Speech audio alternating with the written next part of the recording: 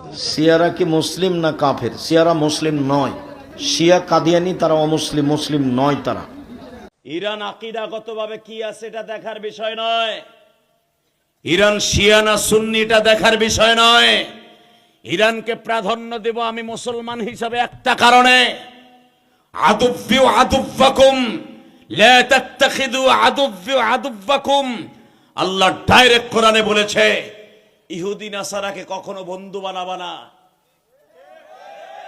লিল্লাহি তাকবীর। ইহুদি নাসারাকে বন্ধু বানাবা না কে বলেছে? ডোনাল্ড ট্রাম্প কি ইহুদি? নাসারা খ্রিস্টান, আর ইসরায়েল হলো ইহুদি।